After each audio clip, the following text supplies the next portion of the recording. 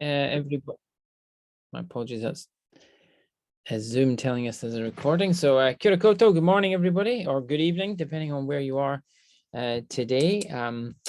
My name's John Hopkins. I'm the chair of the International Disaster Emergency and Law Network, and I'd like to welcome you all to this seminar this is our June seminar of the IDEAL Network. The idea of the network is that we bring together disaster law academics like me. I'm a professor of law down here in University of Canterbury, New Zealand, and also practitioners from around the world in an informal way to share ideas and connect. These seminars take place every couple of months. We also have a newsletter and a LinkedIn page to promote disaster law related activities. I assume you are aware of these because you're here today, but if not, then please check out the website disasterlaw.net or contact Holly, who's on the call today, and she's our administrator and also a PhD student studying law and disasters. Particularly thanks to Holly for setting up today's seminar. So without further ado, let's get on with today's business, which is to welcome two colleagues who are both no strangers to the world of law and disasters. And I'm particularly glad for once to have the spotlight placed upon Asia and the issue of law and disasters and their management in Asia for today's seminar. We hear from our two speakers first, who are going to be looking at particular aspects of the COVID response in first Singapore and then the Philippines. Very different experiences, and I'll talk a little bit about their papers shortly. The session is going to be recorded for later, and it will be available via the IDEAL website.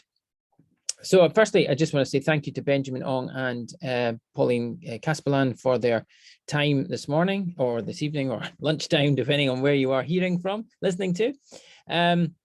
I'll introduce Benjamin first, who will talk on issues around Singapore, and then I'll turn to Pauline, if that's all right.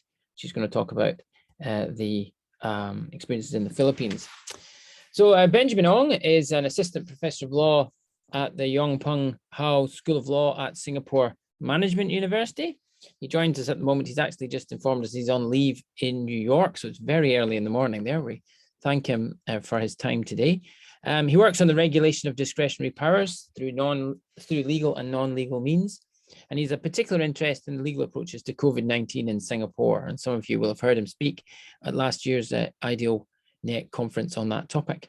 Today he's going to be talking on the Singapore COVID experience, building upon a presentation he gave last year, but this time focusing, I think, particularly upon dispute resolution processes during the pandemic. So without further ado, I'll hand over to you, Benjamin, and look forward to hearing what you have to say. Yeah, thanks very much, John, and thanks for having me, and thanks very much to IDEAL and to Holly in particular for putting together this whole seminar. About a couple of years ago at my when I last participated in an IDEAL event, I was talking about COVID-19 generally from the point of view of regulating the more immediate concerns, things like mask wearing and things like curfews and businesses being ordered to close and that sort of thing, which is interesting, and it raises a whole host of issues related to the rule of law and to fundamental rights. Right now, what I'd like to do is say a bit about what happens after that, right after that initial period when the pandemic, or I suppose more generally the disaster or the crisis has hit. What comes next, and in particular, what happens next to the economy, and what role does law play in that? So what I'm going to be focusing on today is the issue of private contractual relations and what COVID-19 has done to them in Singapore and how the state has responded. This is very much something that I've just recently begun to look at, and I'd be very, very eager to hear from you during Q&A later if there's anything similar in other jurisdictions or perhaps a different way of tackling these problems. So the starting point is that immediately after a series of lockdowns and things like that, there were a number of businesses that were hit harder than any others. This could be due to natural market forces, such as the demand for certain goods and services naturally falling, or it could also be by operation of law. Certain swathes of businesses were simply ordered to close or ordered that they could only open under certain restrictions. And there's nothing Singapore or indeed Asia specific about that. That, of course, creates a sense of inequality between one type of business or one type of contracting party and another. So what does the state do? What I understand has taken place in many jurisdictions is that the state simply hands out aid to certain people or certain businesses affected. And of course, it happened in Singapore as well. There were recovery grants for people who lost their jobs, were put on leave, financial aid for lower income households. There was, in fact, quite a plethora of schemes for individuals and also for different industries. There's something called the FinTech Solidarity Grant. There's one for taxi drivers and Uber drivers, or the equivalent. There's one for gym trainers and fitness studios and so on. And there was a whole host of such things, which are, I suppose, economically interesting. One more I forgot to address was this scheme called Singapore Rediscovers, where the government started handing out vouchers to people, to citizens, which they could use to spend on tourist attractions, like going to the zoo, which is sort of a way of stimulating demand for these sectors. So all these are interesting, I suppose, to an economist, but to a lawyer, perhaps not so much, right? It's just the state giving out money, right? So what? And most, it creates issues of inequality, but even that's not really controversial because it's to redress an inequality that was already there. No, what I'd like to focus on instead is the specific legal relations between different private parties, like what has happened to them. Suppose I'd had a plan to host a wedding party or a wedding reception at a big hotel ballroom, as typically takes place in Singapore. And I booked the ballroom, I'd hired a photographer, a florist, and a caterer and whatever. And suddenly, because of COVID, half those businesses have got to shut down. Some of them are facing insolvency and so on. What do I do? Or perhaps I'm a property developer and I built and then sell them on, but then the construction workers have got to stop work, and I have a bunch of people who wanted to buy the units chasing me. What do we do? Now, traditionally, the common law would respond using the law of frustration. And if you come from a common law jurisdiction, I ask you to please bear with me as I just recap some of the basics of this doctrine. It's something that applies throughout most common law jurisdictions, including Singapore. So the idea is that if there's an unexpected event that makes it impossible for a party to a contract to perform its obligations, or it makes it such that if you perform the obligation, something radically different would result, then the contract would be said to be frustrated. Now, you would think that the classic case of this would be a pandemic, right? When you have a pandemic going around and it becomes impossible to build this or that or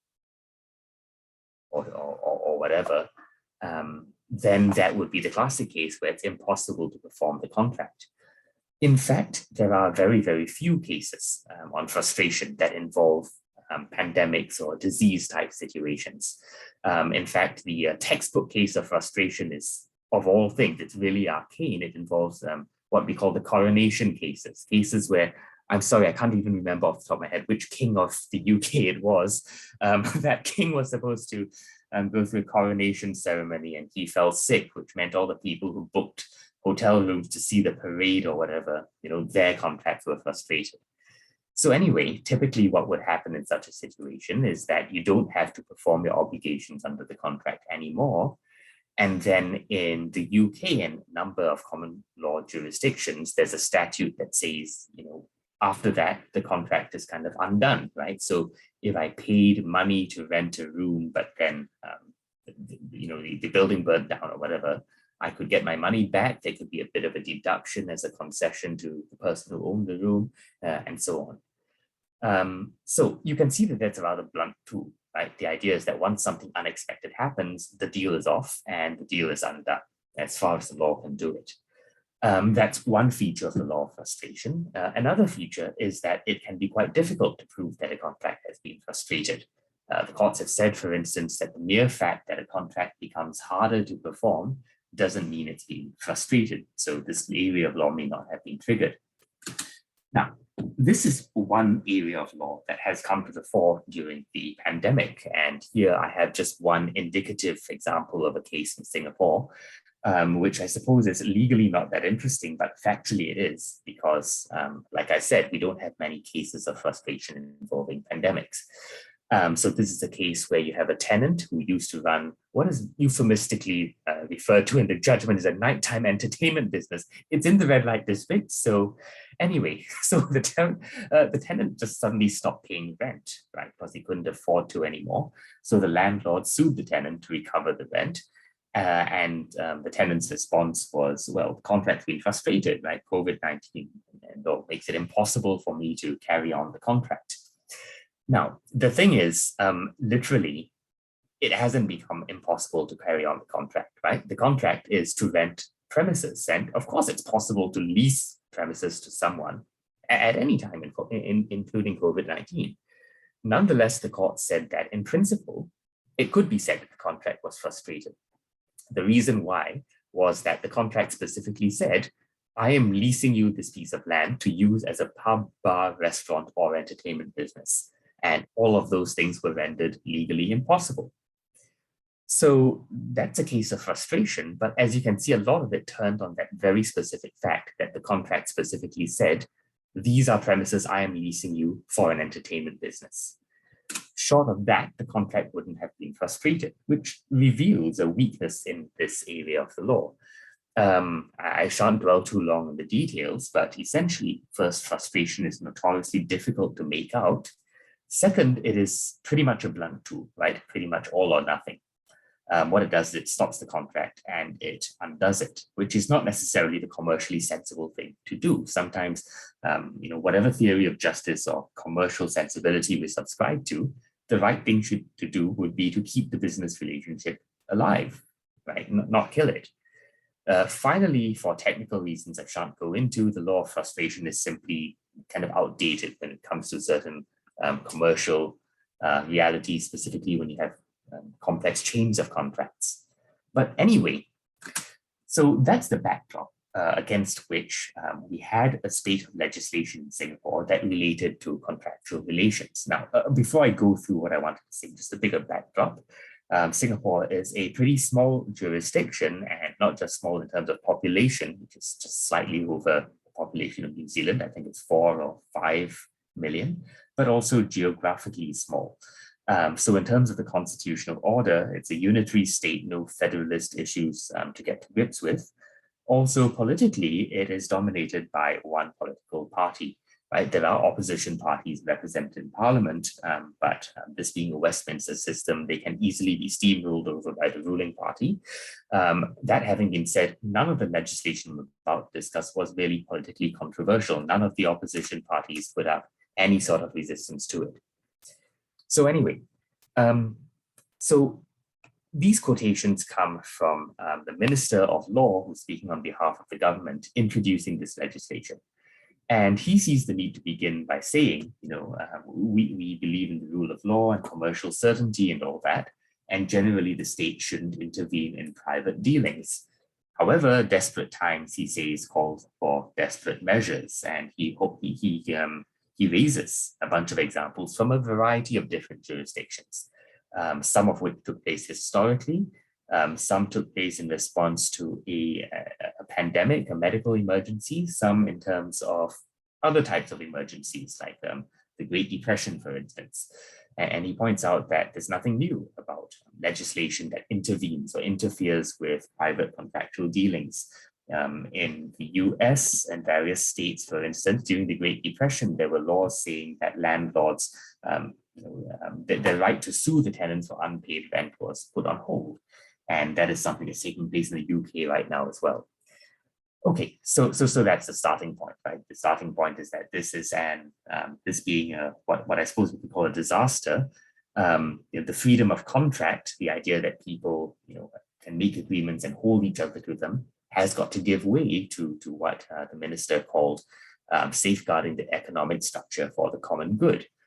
which is what I suppose takes this beyond just sort of thing I discussed if this were a private law conference, right? That's the link to the disaster context. The issue is that after the immediate rebuilding, the handing out the vaccinations, the masks, and the medical treatment and so on, what comes next? And as the government rightly realizes, the economic life of a society is, I don't want to say no less important, I don't want to compare, but it's important, right? Just as is the literal lives of people. So anyway, this is the basis for a number of pieces of legislation. And I hope to show that they make rather significant inroads on a lot of the assumptions that we have in both private as well as constitutional law. So without going into too much detail, I just propose to run through a few case studies to illustrate what I have to say. The first is the law, a series of laws about the construction industry. These were introduced in 2021. I could start chronologically from 2020, but for reasons that I'll soon make clear, there's a reason why I'm starting with this. It's pretty straightforward. So again, the Minister for National Development, who's in charge of building and construction related matters, says, well, our construction contracts ought to enable more equitable risk and cost sharing. Now, this is pretty explosive stuff, and to a private lawyer who does contract law, this is very dangerous stuff because it seems to cut contract law out by the roots. And I suppose to a certain type of political scientist or economist, this cuts capitalism out by the roots, right?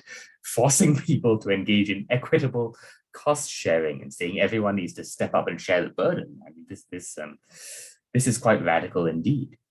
So how is this put into law?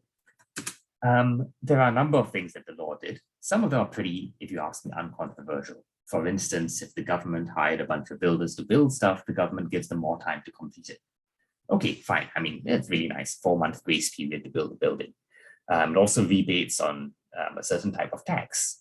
Okay, fine.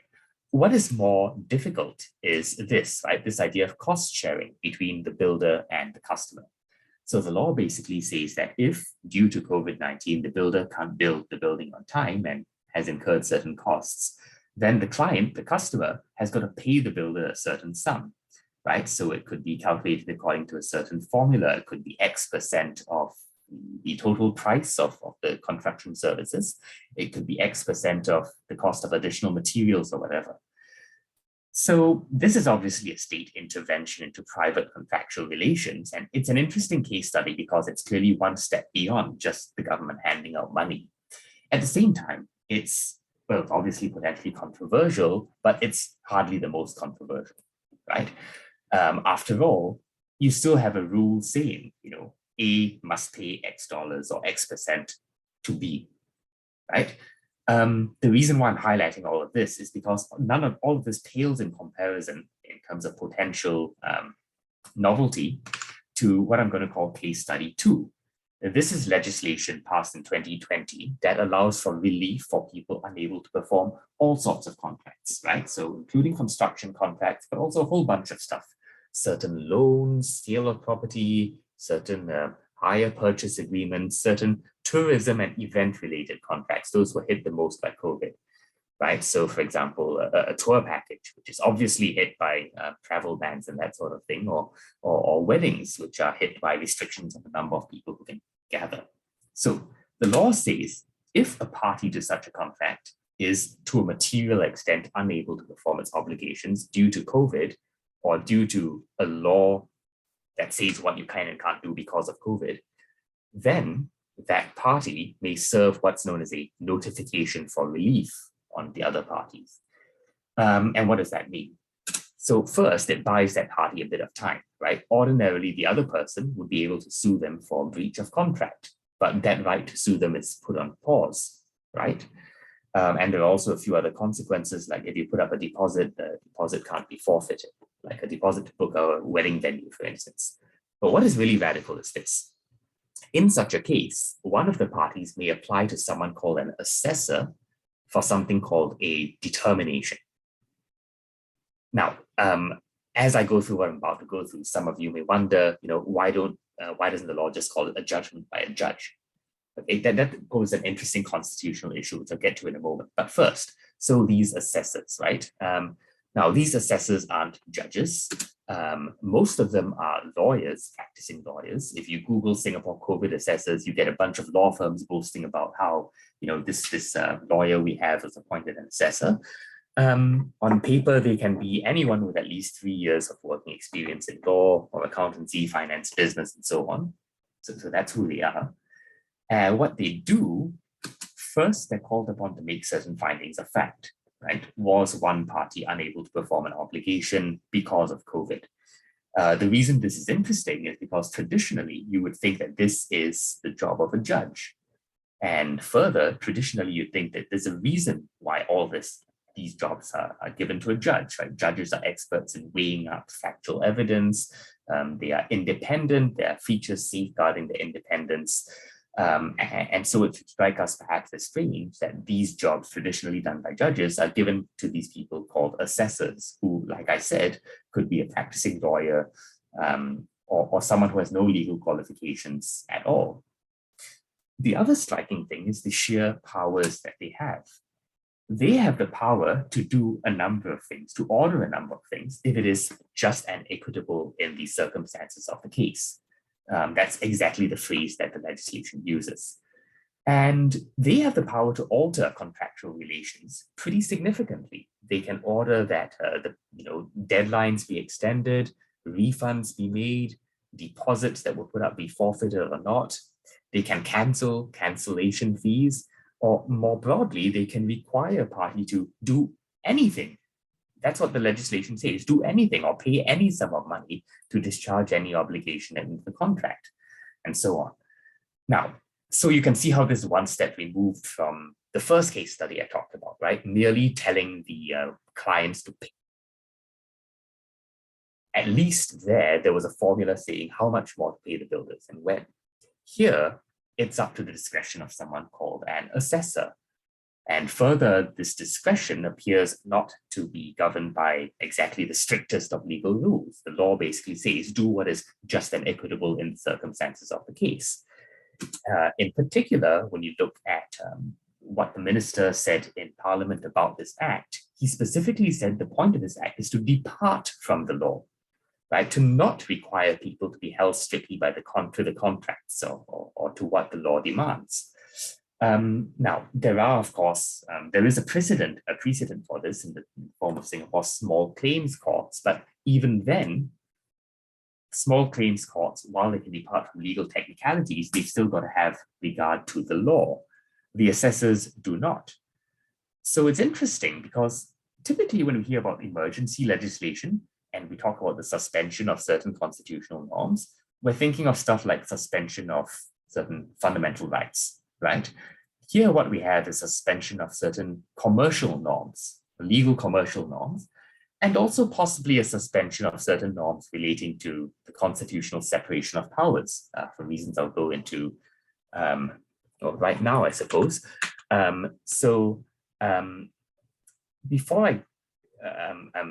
Before I go into the constitutional issues, so I just like to highlight that different types of assessors, as time went on, the scheme developed more and more. Assessors started taking on more and more roles. They have, for example, the power to decide whether or not a landlord is to give a waiver in terms of the amount of rental paid by a tenant, right? So so what the law said was that landlords had to not collect rent from tenants for 2 weeks, but that could be modified at the discretion of an assessor. And again, the idea behind this was to depart from what the law strictly says. The assessor can take into account factors which a court can't.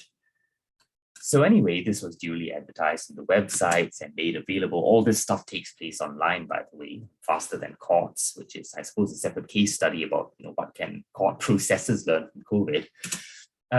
But in terms of the substantive law, there are several questions that come to my mind. First, what do we make of this assessor scheme, right? Because all of this would be perhaps a bit less controversial if it were judges doing all this, right? After all, as we saw from the law on frustration, there is nothing really unusual from having a law saying a judge or a court may order a party to a contract to do or not do this or that. But the assessors, they're not judges. They don't necessarily have the same safeguards of independence compared to judges, right? On the other hand, the threats to their independence are also reduced.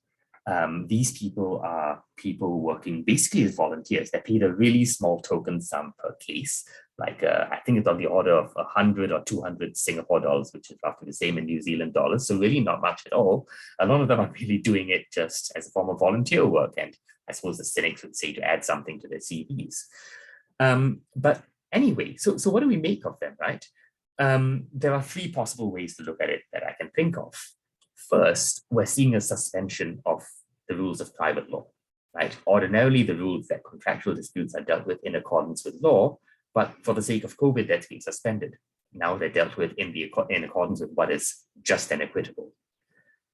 Second, you could say that the law has simply changed to say that whatever is just and equitable, that's the rule of contract law, in which case we need to focus on the assessors, right? Does this rule of law vest too much discretion in an assessor? Or in the extreme case, could we even say the assessors have the power to make law? They're basically like mini judges making common law. Now, the constitutional significance to all of this is that there are constitutional rules in Singapore as in elsewhere saying who can and can't make common law. The Constitution says the only people who can exercise judicial power are courts, right? The Supreme Court and subordinate courts. And the definition of court is someone who's independent, someone who's legally trained, and so on. So it makes one wonder, right? I don't purport to have answers for these questions, but the questions are worth considering. What are assessors? Do they exercise judicial power? If so, they've got to be courts. Are they courts? Do they have the same characteristics as courts, as judges? And what oversight is there over the work that they do? Can you apply for judicial review of what they do? Can you appeal against their decisions? Now, okay, I'll just skip past that, come back to that in a moment. So the statute does provide for limited judicial oversight. It says there's no appeal, right? So on paper, the decisions are final. There is a limited right of judicial review in the case of bias and possibly, one would think error of law, but if you know anything about common law judicial review, you know that that's notoriously difficult to make out. There's also the court's general power of oversight. They can grant or refuse permission to enforce an order made by an assessor. But putting all of that aside, there's this interesting statement by the Minister of Law, the second Minister of Law, saying the assessment process will be subject to a rigorous review internally. Now that's interesting. Internal to whom? And he goes on to say, we meaning the Ministry of Law and Executive Authority, have had briefings with the assessors and met with them on a regular basis to assure consistency. But on the other hand, he also says the assessors work in panels, each headed by someone who's actually a judge. So, obviously, this prima facie raises certain separation of powers questions. Anyway, I suppose I should realize I'm running short of time, so I should just conclude by saying something about how this has been received. In terms of hue and cry over constitutional issues, zero, none, not even from the opposition parties in Parliament. From the business communities, of course, it's always commercially sensible to negotiate even when the law doesn't tell you to, and that has been observed. There have been thousands of applications, thousands of notifications for relief. So one party basically asking another, hey, let's put a pause, let's take time to negotiate. Of these, nearly hundreds went on to assessors, right? So really it may be that alternative dispute resolution is the way to go, rather than strictly enforcing contractual rights. Maybe the role of the state is to encourage alternative dispute resolution.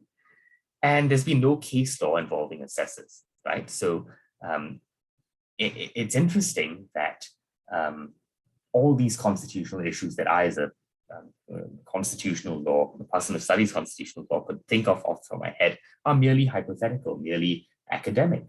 They simply haven't been a big deal. So I conclude with just a couple of thoughts, right? The first is the idea that what lessons can be learned from this? And the answer that the government gave was, well, we can learn lessons as to how to run governments generally, But other than that, they're extremely reluctant to develop the law on private contractual relations, other than in a really case-by-case basis. For instance, one MP asked, why don't we use this legislation as a template, right? Park it there and have a law saying whenever there is this health crisis, activate this legislation. And the government says, no, we want to keep things flexible.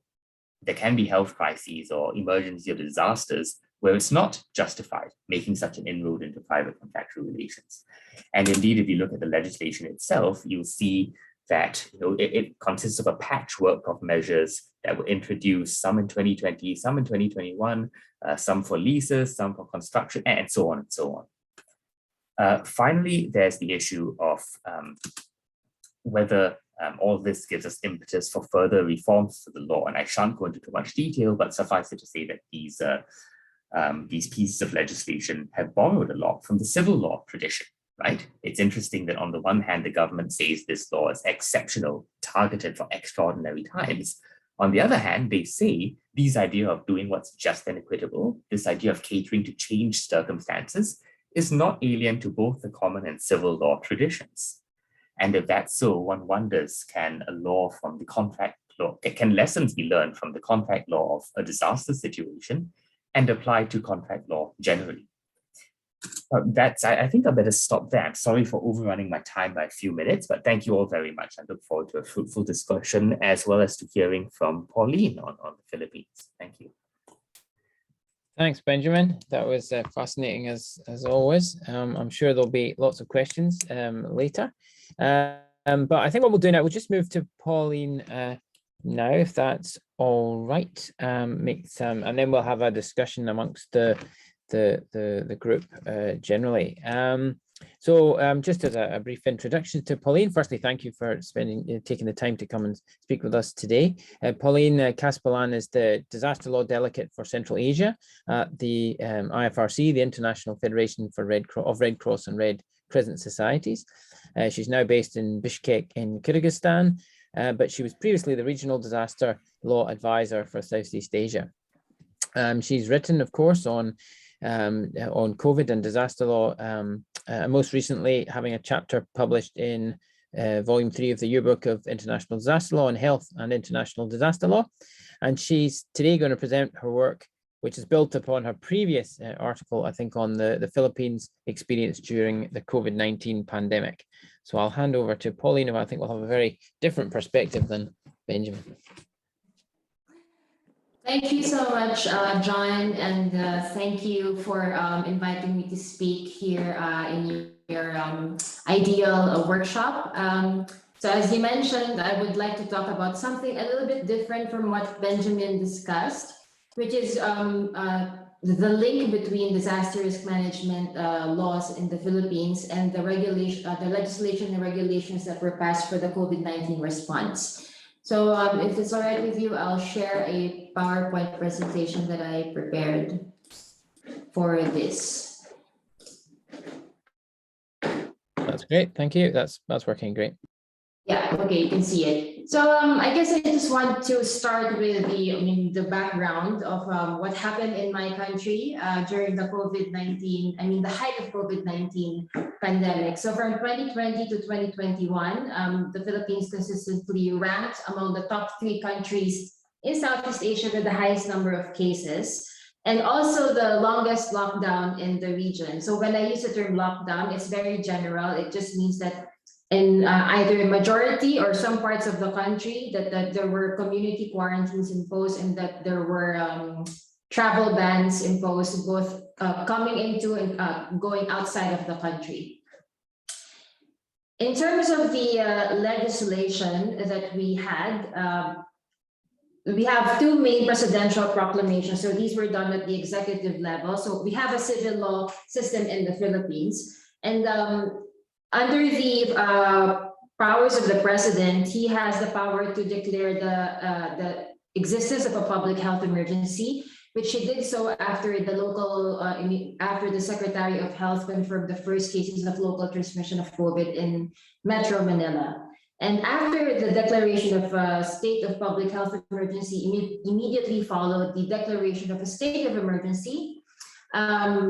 which he described as the pandemic being a serious threat to health, safety, security, and lives of our countrymen, the long-term adverse effects of which are on the means of livelihood and the severe disruption of economic activities was recognized. And in fact, in the article that I wrote for the yearbook of international disaster law, I stated there that this characterization of the pandemic falls squarely into the definition of a disaster in the National Disaster Risk Reduction and Management Act.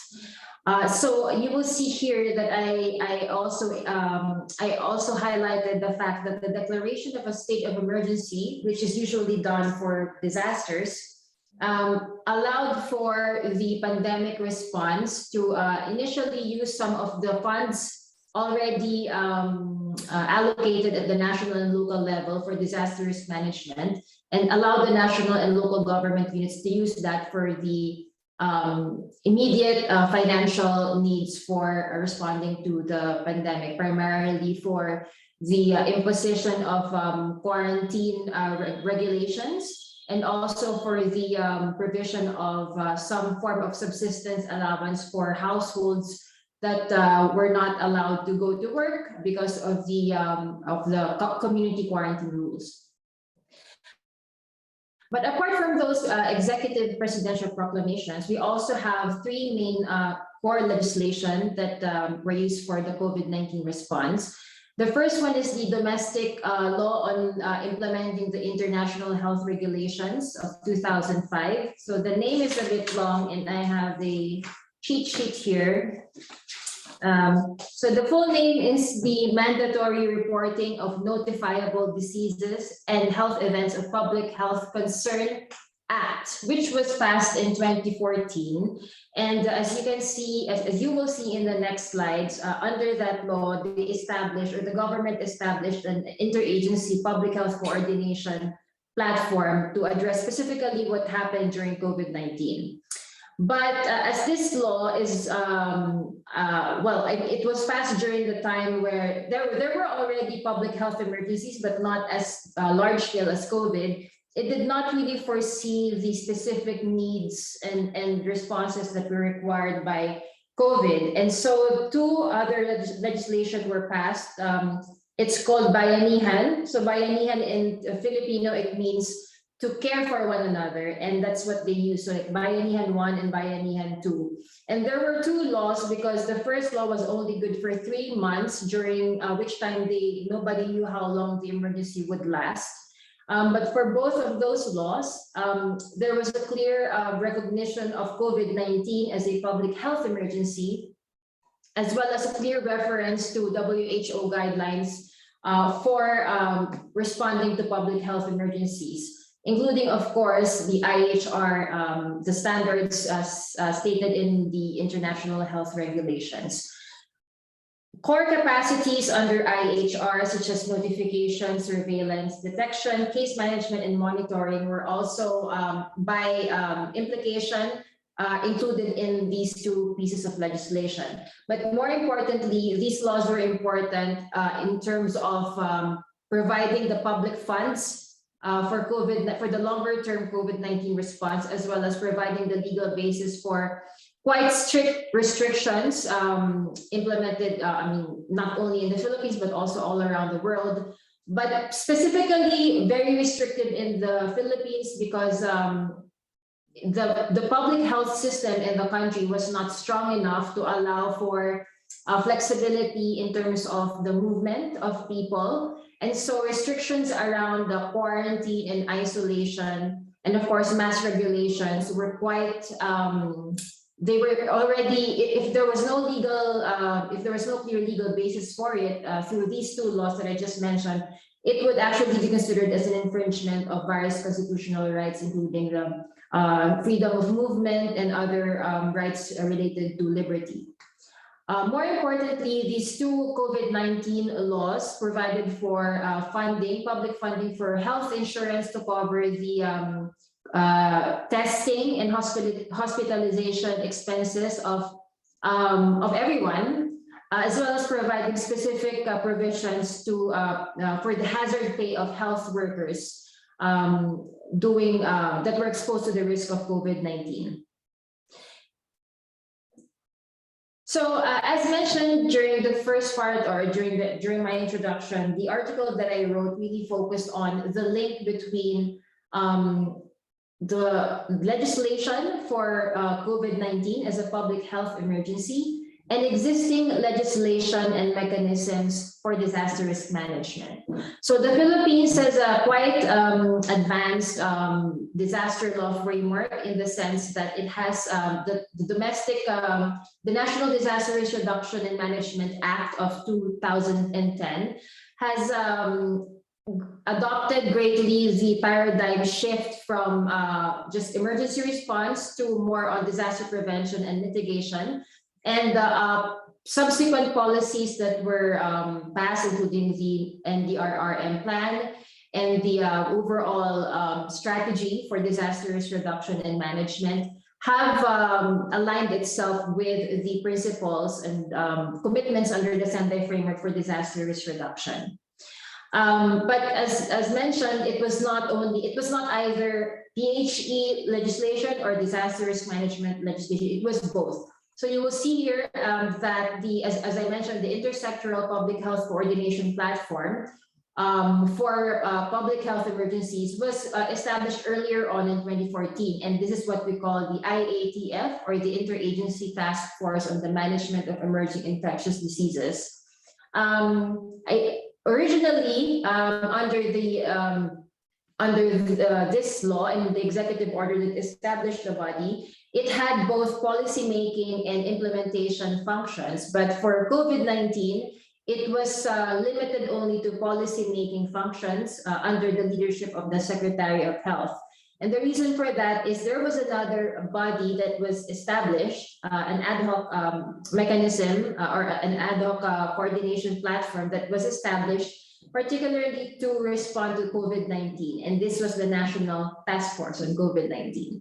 And this part is important because this task force was activated by a disaster risk management body. So the National Disaster Risk Reduction and Management Council was the one that activated this task force on COVID-19 with the specific responsibility to coordinate implementation of COVID. And it's still headed by the Secretary of National Defense. And it shared the same secretariat that is being used by the disaster risk management body, which is the Office of Civil Defense. So there are a lot of similarities between this task force and COVID and the existing disaster risk management coordination council. In addition, because there was already a very strong emergency operations center established for DRM, that same operations center was used for the National Incident Command of the COVID-19 task force. However, as it is not exactly the same as any other kinds of disaster, the COVID-19 task force has a different cluster or a different structure. So when for disaster risk management in the Philippines, there are 4 clusters. Of course, the prevention and mitigation cluster, preparedness cluster, response cluster, and recovery cluster. But for the COVID-19 task force, they used 3 main clusters, which is of course tailored fit to the nature of the response. So there was a COVID-19 response cluster, a vaccine cluster, and a recovery cluster. Apart from using the existing disaster risk management mechanisms for the COVID-19 response, we have also seen improvements or evolution in the COVID legal framework, and it's linked with disaster risk management plans and policies. So because of COVID, a policy was issued that required biological hazards to be included in public service continuity plans and contingency plans of national and local government offices, particularly to include scenarios in disaster risk management with pandemic restrictions in mind, and also to ensure that biological hazards will now be included in regular disaster risk assessments. Of course, this was possible because the National Disaster Risk Reduction and Management Law already includes biological hazards within its definition of disasters. But the gap there, before COVID, there was really no policy around it because the law itself did not really state specific standards in terms of handling or managing biological or disasters caused by biological hazards. So it only came, these policies were only developed after the country was learning from the COVID-19 as it happened. Another element or another element of integration between disaster risk management and biological hazards can be seen through the use of funds. So in the first stages of the COVID-19 response, before the COVID-19 legislation were passed, they only had the presidential proclamation to rely on, particularly the proclamation declaring a state of calamity. But even only as a proclamation, it was important in the sense that it allowed, it provided the policy basis for government offices to use disaster risk and local government units to use disaster risk management funds for COVID-19 response actions. But eventually, when the two laws were passed, the use of DRM funds for COVID became clearer. The right to use COVID-19, the right to use DRM funds for COVID-19 response became clearer in the sense that they even used that opportunity to create additional budget lines to augment the existing annual DRM fund, and also to remove there is a ceiling but for how much of these DRM funds can be used for response. So they removed the 30% ceiling, and basically every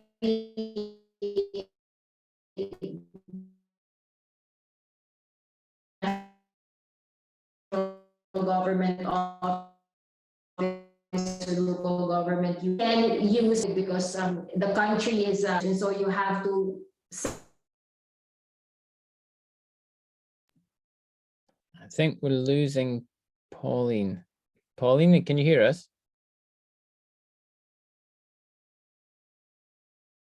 Is anybody else having problems hearing Pauline? Okay. Yeah. Yes. We've lost you. Okay. That's unfortunate. I don't know what we do. The internet in Kyrgyzstan has failed us. So what we shall do is we will wait. I think we'll see if Pauline's going to come back. I'm not sure. So just checking. So we've lost. She's dropped off. So what we'll do, we'll see if she comes back. And if not, we can maybe just go to questions for you, Benjamin, while we see if Pauline appears. We can let Christie's here as well. So, okay, so I think, Holly, can you email Pauline and see if we can get a connection? I don't know if she'll have any, if we got any other connections with her. So what we will do, oh, Pauline's back. Hello. She's gone again. Oh no, hello again, Pauline. There you are. I'm so sorry. There's something wrong with our internet here in the office, and I'm just using my mobile data now. So I don't know where I stopped or where I got disconnected. It was that's a very good question. I'm sorry, I can't recall exactly. So maybe I'll try to go back 1 or 2 slides. Yeah. Is that okay? Yeah, I'll tell you if we. Yeah, I don't think it was pretty close to now. You know, it wasn't long ago. Okay. So it was after that one. So talking about the money. So this is where I stopped. Yep. So yes. Yeah, okay. I was talking about the funding. So I just said that The two pieces of legislation that were subsequently passed by our Congress after because the first few days they were just relying on presidential proclamations, but eventually we had one legislation and then another one passed, and this really really clarified the right to use disaster risk management funds for COVID-19 actions. So from 2020 to 2021, about 41% of allocated disaster risk management funds were eventually used for COVID-19. Also, I want to highlight the importance of these two laws with respect to Philippine Red Cross. So as you know, I work for IFRC, and we are the federation. We are the IFRC network is composed of the different Red Cross and Red Crescent national societies globally, and in the Philippines we have the Philippine Red Cross, which was really instrumental in the improving the testing and eventually the vaccination efforts of government. But this was also made possible because in addition to its own charter, there's already a Philippine Red Cross Act passed way before.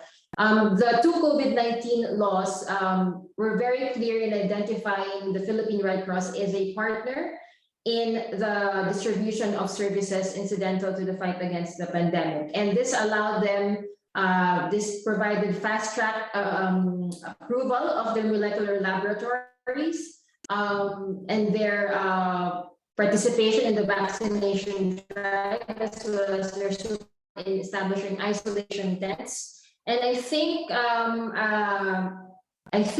from until 2021, about 24% of the testing capacity was provided by the Philippine Red Cross nationwide. So that law was very instrumental. And also it clarified that it was not for free, by the way. So some parts of the service provided by the Red Cross had to be reimbursed by the Philippine Health Insurance Corporation. Was it fully reimbursed? Well, there were some issues during the, I think, I'm not sure if they were fully paid already, but there was a point where they were actually already subsidizing for the testing costs. But still, because of this law, it really clarified the role of the Red Cross National Society in providing COVID support. So that's national level discussion in terms of how public health emergency policies and legislation are linked to disaster risk management legislation in the Philippines. So I just wanted to just quickly touch on the international framework, because there is also a link at the international level between the main disaster risk management instruments and the main pandemic or public health emergency instruments. So as most of you know, we have the Sendai framework and the Bangkok principles on the health aspects of the Sendai framework. This was passed this was adopted by states in 2016. It's non-binding, but it's the first instrument to provide concrete actions to address biological hazards and other public health emergencies as an integral part of disaster risk management. In my analysis of the Bangkok principles, I see that there are two main components. One is the components or the principles that try to manage, or that whose objective is to manage the aggravated health risks that arise due to disasters. And the other component, which is squarely regulating biological hazards as a causal factor of disaster risk, which is what I argued in my article. Meaning that COVID-19 itself is a form of disaster. The other framework at the international level that links public health emergencies and disaster risk management is the WHO Health EDRM framework. So it provides standards for certain functions in health and other sectors that collectively reduce the health risks and consequences arising from disasters. So it's the other way around. So it looks at health risks not as the cause of disasters, but as possible residual risks that arise from one kind of disaster. So it's, in that sense, it's a bit different in its focus compared to the Bangkok principles, because the Bangkok principles try to also see biological hazards or public health emergencies as a form of disaster. However, in reality, I mean, these two international policies or frameworks have been applied or were applied by the Philippines in terms of in terms of the domestic legislation, because both of them highlight the importance of core capacities of IHR, of the International Health Regulation. So meaning core capacities in terms of notification, surveillance, monitoring, and also the sharing of information among member states. But also the standards around standards around quarantine, isolation, testing, etc. So both of them apply, except that I would say I argue that the Bangkok principles are more expressly look at biological hazards as an event that should be addressed, just like how you address other kinds of disasters. So among the Bangkok principles, I think these two are the most important in terms of showing or strengthening the link between disaster risk management and biological hazards. The first one is promoting systematic integration of health into DRR policies and plans, which I showed a while ago was done in the Philippines through the policy on public service, on business continuity plans and contingency plans. And then the other one is the principle to enhance cooperation between health authorities and other relevant stakeholders to strengthen the country's capacity for DRM for health. And this is also what we have seen in the Philippines when they used existing DRM platforms for the COVID-19 coordination instead of creating a new, instead of creating a separate one.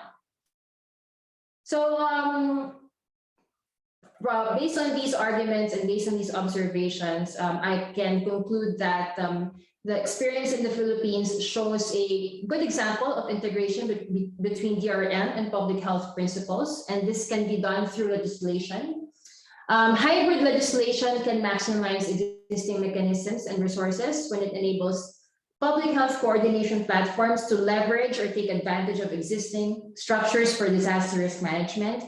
And lastly, institutionalizing the Bangkok principles in domestic legislation can really help address gaps in social protection and safeguard measures necessary for public health emergency preparedness and response, highlighting that there are many other needs beyond those that are health related. For example, we know that a lot of people lost their livelihoods. We know that a lot of people were displaced temporarily because of certain border restrictions for travel. And so these things, based on what we've seen on how, for example, the health EDRM framework does not really look at this, but if you, or if a government tries to, if a government tries to strengthen the link between the Bangkok principles and health EDRM standards, then these gaps in pandemic response, particularly those that are non-health related, can be better addressed. And with that, I would like to end my presentation to promote the new IFRC guidance on law and public health emergency preparedness and response. It's a checklist tool that can be used by governments and non-government actors to assess how well their laws on public health emergency and disaster risk management are integrated, and it also helps to assess, based on our experience from COVID and other pandemics in the past, to look at the non-health impacts of pandemics, particularly on forced immobility, heightened impact on certain vulnerable groups during lockdowns, as well as safeguards around states of exception or states of emergency. And of course, legal facilities for humanitarian actors who will continue to do their jobs with or without a pandemic and its restrictions. So that's it for my presentation. And yeah, opening the floor now for questions or comments. Thanks, Pauline. And yeah, you did very well with your technological difficulties. Thanks for managing that. So those are fascinating presentations. I think with nothing else, it shows the way that disasters are far more than the core of the disaster. The fact that it goes into, and in a health pandemic, we end up with issues way beyond the focus of health, which I think has been the eye opener for everybody. So I will open the floor now. Does anybody have any questions they wish to address to either Benjamin or Pauline? So I have two questions. I'll go with Susan. I'll go with you first, Susan. Okay, mine is for Benjamin, and thank you for the brilliant presentation. You even managed to make contracts interesting, so I kudos to you for that. But one of the things about your presentation is I got the sense that there was sort of this ad hocism in Singapore, and I'm a bit surprised given how organized Singapore usually is about everything, which really had constitutional implications. But can you sort of forward look? Have they learned their lessons? Is there going to be legislation? Because one of the things that both of your presentations have talked about is, the fact that this is going to be a continuing phenomenon of pandemics and emergencies and disasters. So what's the future for Singapore in terms of these commercial relations? Is this going to be the precedent or just a one-off? Yeah, thanks very much for that, Susan. It's interesting because just you were saying that as Pauline had ended up talking about this set of principles, guidance on non-public health emergency preparedness, and it's in the form of questions, right? Does your country, does the government have laws and preparedness for all of this? And I think in the case of Singapore, the answer to most of those questions is no. No, there is no disaster law. There is no law saying not just what happens, which of course is unexpected, but no law saying who's in charge if, I don't know, this power plant blows up or if there's a terrorist attack on a huge scale. At the most, there's a sort of loose sense of whose job it will be. But is it codified in law? No, which is interesting, right? The commonly held view is that things are super organized in Singapore, and they are, but not necessarily in the sense that there is a pre-existing legal framework, but rather that the people who are in charge are capable of coming up with one ad hoc on the fly when it's necessary. That legislation I was talking about, the thing about the assessors, that was drafted in less than 2 weeks, right? So a whole parallel system of dispute resolution, system of norms, to say nothing of the masks and the lockdown and stuff like that, in mere weeks. And it's interesting because the country can pull it off precisely because it's a one-party dominant state, and the opposition parties are reasonable. They're not going to get in the way of the leading party coming up with what is fundamentally a well-intentioned, if not good, set of ideas just for the sake of it. And I suppose there's a lesson in there about how the need for this sort of framework to coordinate this and that. One determinant of that is to what extent can the state come up with this stuff on the fly if necessary. So the lesson learned, you're asking, is the lesson that here's the template, we follow the template in future. No, no. There was a template in the form of SARS from 2004. One would think that that is it. And to an extent, lessons have been learned on a very, very granular level. Things like in the hospital, if someone comes in coughing and sneezing, here's step by step what you do. Or, if we need to tap on the national reserves to buy vaccines or protective equipment or whatever, if the schools need to close down, how are they going to teach people online? There are little lessons to be learned in terms of each of these things, but there are also many areas like contractual relations in which the government has explicitly said, we choose not to learn any lessons from this. We choose not to make this a precedent. And even within COVID itself, the different events in 2020 were not necessarily a precedent for managing the resurgence, the next wave of cases and the commercial fallout in 2021. It's pretty interesting, really, this tension between flexibility and the need for a broad framework. And it raises an interesting question, right? Can the framework be nothing more than we will meet to come up with something in this cabinet room when we have to? Can that be all there is to it? Apparently, in a one-party dominant state, the answer is yes. Thanks, Benjamin. I'll really comment on that from a New Zealand perspective in a minute. Tony, I think you have your hand up. And I'll just thank you, kia ora, and thank you to Pauline and Benjamin for your presentations. Fantastic, really interesting. So thank you very much for your time. My question is directed again to Benjamin, only because I'm just starting a project on dispute resolution after disasters, having looked at what's happened in Christchurch after the earthquakes. And so I'm quite interested. We were sort of developing dispute resolution entities and things on the hoof. In fact, the earthquake was in 2011 and they didn't actually establish a tribunal to deal with insurance disputes until 2019, some 8 years after the earthquakes.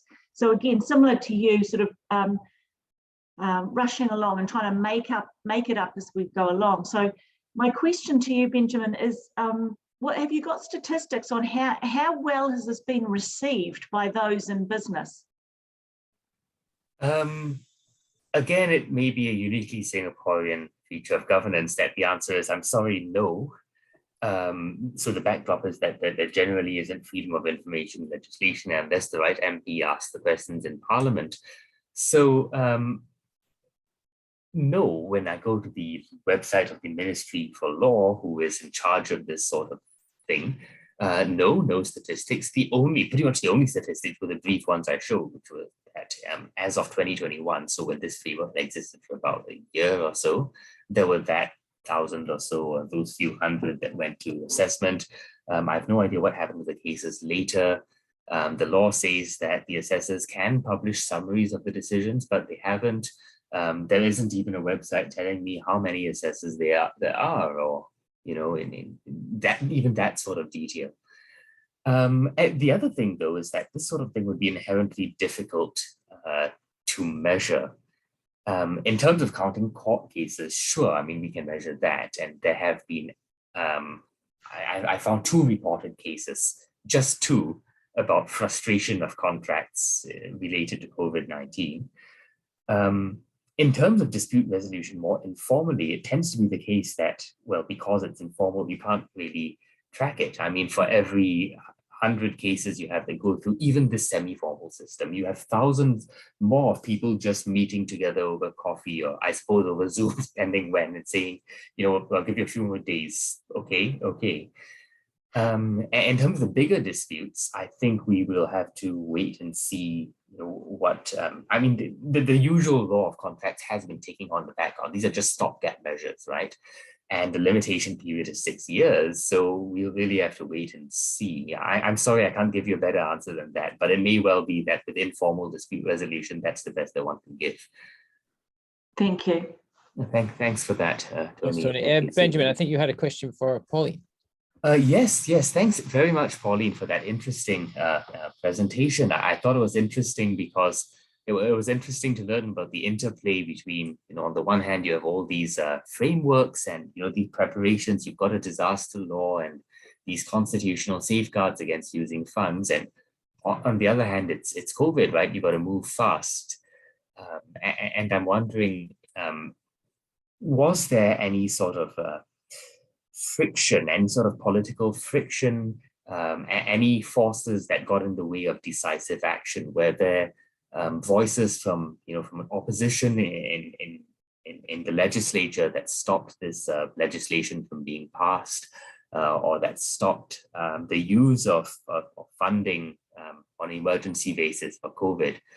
The reason why I'm asking is I'm wondering, what's your take on, to what extent is there a point where you say, we've got these frameworks and it's a good thing, but on the other hand, these frameworks, these rules can get in the way of a swift and decisive response to a pandemic when it's needed?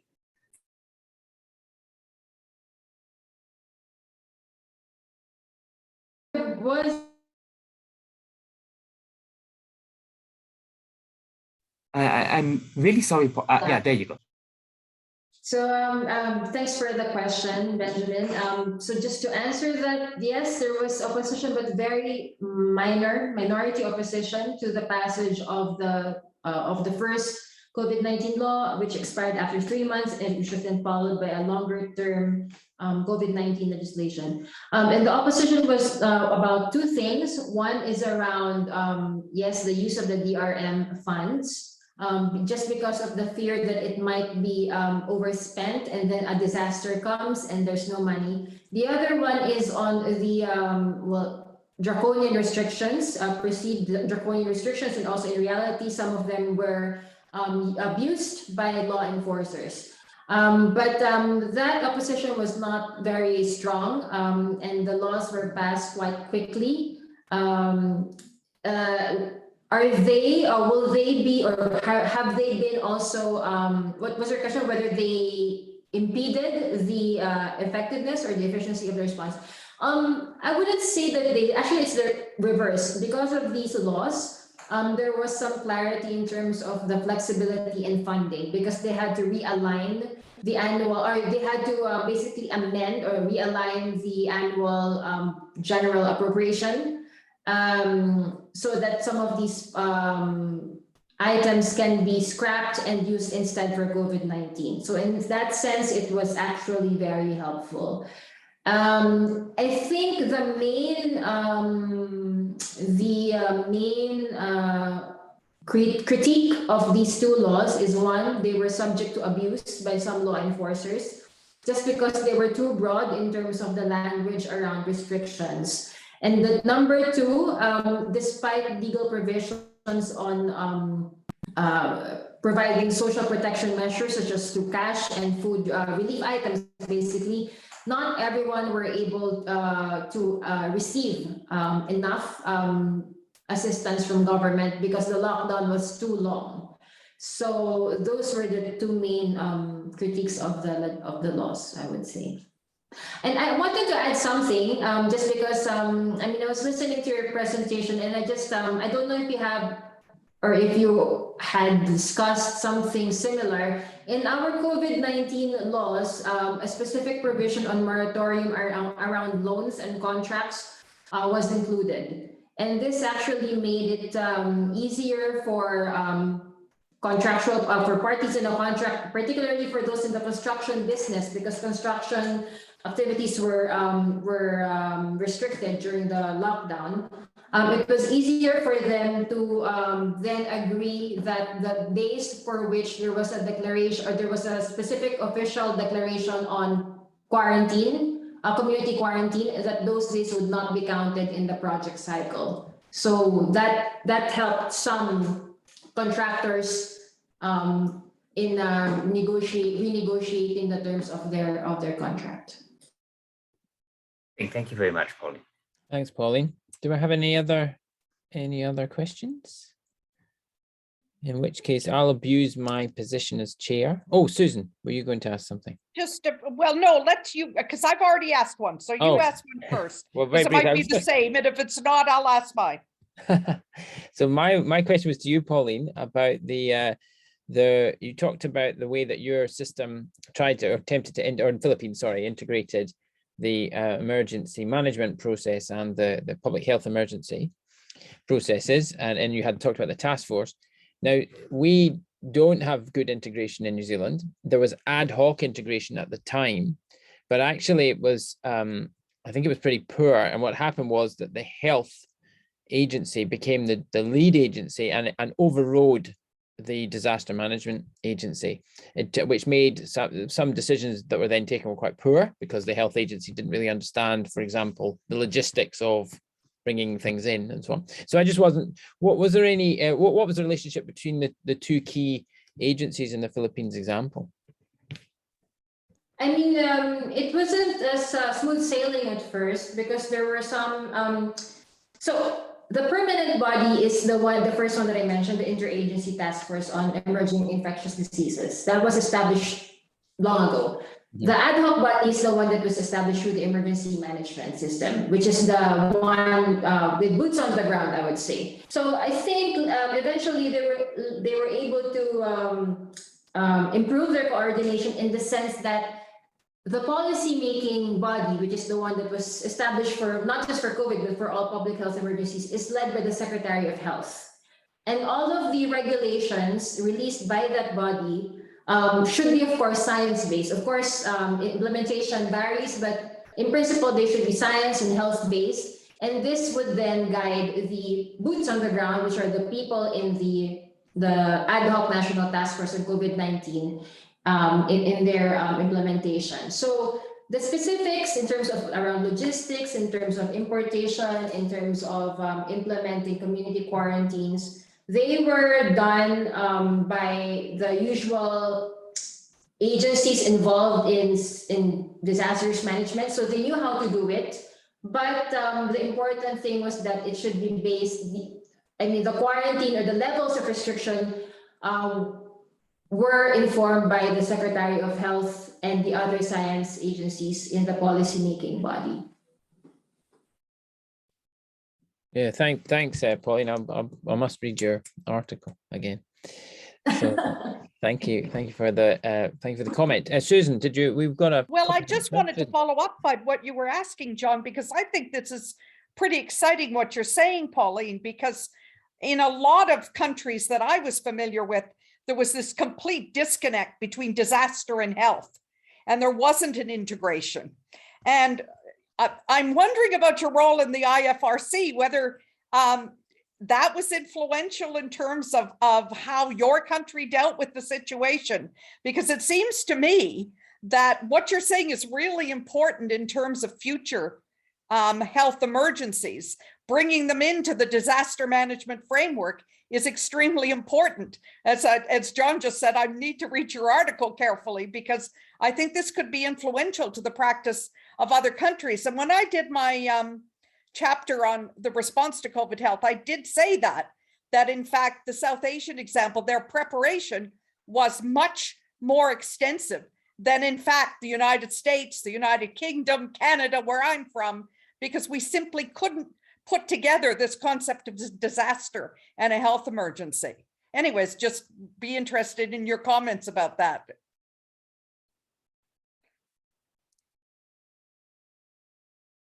I don't think that it was we have, of course, we've been working for a long time in the Philippines disaster law reform and providing our tools on disaster law for because the Philippines has been reviewing the Disaster Risk Management Act for like 6 years already, but even with that, it's quite advanced. Like, because of the nature, the risk profile of the country, it had no choice but to really evolve these structures. And I think it's really that context and the ability to see the public health emergency also as some form of disaster that helped.